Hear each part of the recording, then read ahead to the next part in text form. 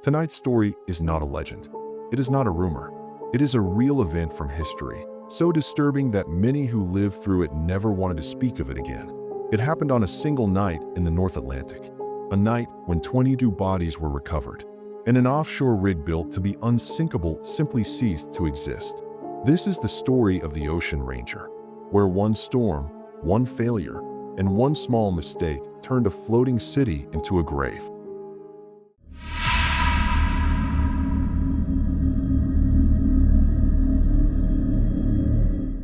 On Valentine's night 1982, a supply ship fighting its way through a North Atlantic storm finally reached the drilling rig it was supposed to protect. The crew had been listening to Mayday calls for nearly an hour. 84 men on board the Ocean Ranger had reported a dangerous list, failing systems, and a decision to abandon the platform. By the time the ship arrived, there were no men left on deck. No lifeboats hanging in their cradles. Only a crippled metal city, leaning into the black water while waves taller than houses rolled straight across its deck. The rig would be gone within the hour. The Ocean Ranger had been sold as almost unsinkable. Built in 1976, it was, at the time, the largest semi-submersible drilling rig in the world. It floated on two huge underwater pontoons connected to the deck by 8 massive columns. Instead of fixed legs on the seabed, it used ballast tanks in those pontoons to control how deep it sat in the water. Seawater could be pumped in or out through a maze of pipes and valves adjusted from a single control room buried deep in the structure. On paper, it was designed to shrug off hurricane-force winds and 10-meter waves. By the winter of 1982, the Ocean Ranger was working at the Hibernia field on the Grand Banks off Newfoundland, drilling and exploration while codenamed J-34. It had been through dozens of storms in 2 oceans. Nearby, 2 other rigs, Sedco 706 and Zapata Ugland, were drilling their own holes into the seabed. The 3 shared weather reports and radio chatter, dots of light in a huge dark sea. On Sunday, February 14th, forecasters warned of a powerful winter storm moving in, tied to a major Atlantic low. The morning bulletin mentioned winds up to 90 knots and waves higher than 11 meters. Unpleasant, but not unprecedented. By mid-afternoon, the Ranger's crew began hanging off, disconnecting and securing the drill string so the pipe wouldn't snap if the rig moved violently. By about 4:30 p.m., the well was shut in, the deck was secured, and the men settled in for another rough night. They had no idea the storm was about to find the single weak point in their supposedly stormproof machine.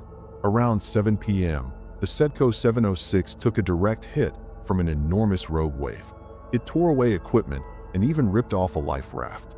That alone should have been a warning. An hour later, the Ocean Ranger met its own monster.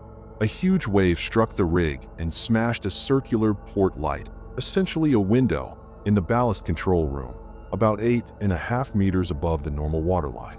Seawater exploded into the room, drenching the control console that governed the entire ballast system. The rig's brain had just been doused in salt water. Lights on the control panel flickered. Some indicators showed valves opening and closing on their own, especially on the port side tanks.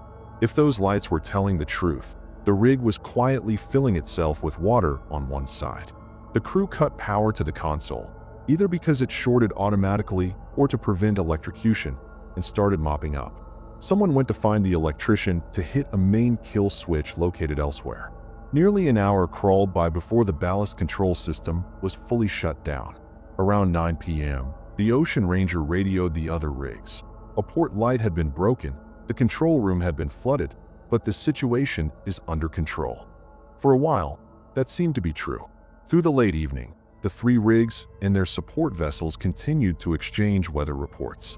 The sea was getting worse, some waves estimated at 20 meters high now, but nothing in the Ocean Ranger's radio traffic sounded panicked. Sometime close to midnight, someone on board decided to turn the ballast system back on. To this day, no one can say for sure why. They may have wanted to raise the rig a little higher above the waves, or simply test whether the panel had dried out. Either way, energizing a salt-soaked control system was a fatal choice. Valves in the forward ballast tanks began opening again, whether through electrical faults or mistaken commands. Seawater rushed into the bow. Slowly, almost imperceptibly at first, the massive structure began to lean forward. Other rigs and ships picked up fragments of conversation about a list and repeated attempts to shut the system back down. Each cycle of power meant more moments when valves were open, water flowing in. Under normal circumstances, you'd correct a forward list by pumping water back to the stern. But the Ranger was now angled so steeply that the pumps simply couldn't push the water uphill through the pipes. There was a manual backup, long brass rods that could be used to operate the valves without power, but the men trying to use them had never been properly trained. They discovered, too late, that the rods could open valves, but not close them. Worse, with the power off, the panel's indicators were dark. They had no way of knowing which tanks they were flooding. Working blind, they made things worse with every move. As the bow dipped lower, the tops of the corner columns, usually 24 meters above the water, were suddenly in reach of the biggest waves. At the top of each column was a large open shaft used to store the heavy anchor chains. There were no covers. Under normal conditions, that was fine. In a 15-degree forward list, it was catastrophic. One by one, the storm began to pour the North Atlantic straight down those open lockers.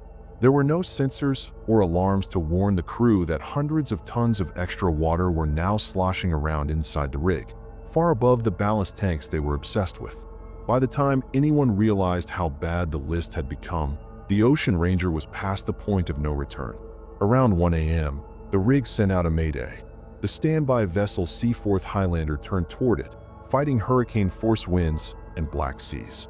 A half hour later, the Ranger's last transmission reported that the crew were moving to abandon the platform. Launching lifeboats from something the size of a high-rise building in those conditions was almost impossible. Some boats were smashed against the steel hull as they swung out. Others were flipped or ripped away by the wind before men could climb in. Many of the 84 simply jumped or were thrown into 5-degree water where even a fit, sober man lasts minutes. The Highlander reached the site just after 2 a.m. In a flare's harsh light, the Ocean Ranger was still upright but heaving, deck awash, lifeboats gone. One overturned boat bobbed nearby with men clinging inside. The supply ship managed to throw a line. A massive wave rolled in and flipped the lifeboat. The men vanished into the dark.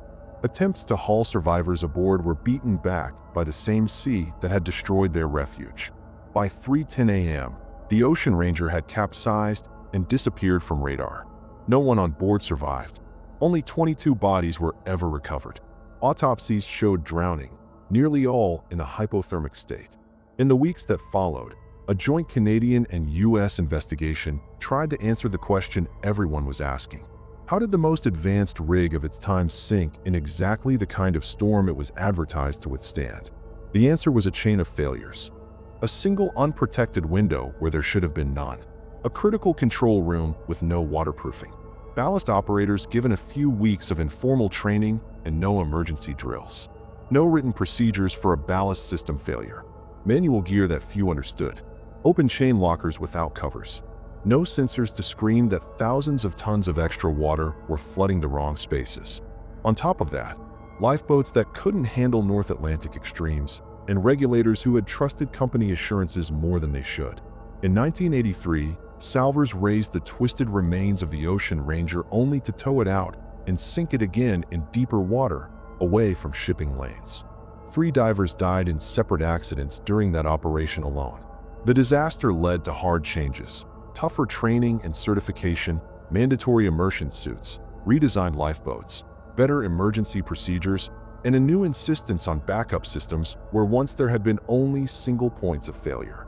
Even so, the Ocean Ranger remains, to this day, the deadliest offshore drilling accident in Canadian history, and a reminder that sometimes, all it takes to bring down a giant is one broken window and a room that was never meant to get wet. Tonight's story is not a legend. It is not a rumor. It is a real event from history, so disturbing that many who lived through it never wanted to speak of it again. It happened on a single night in the North Atlantic, a night when 22 bodies were recovered, and an offshore rig built to be unsinkable simply ceased to exist. This is the story of the Ocean Ranger, where one storm, one failure, and one small mistake turned a floating city into a grave.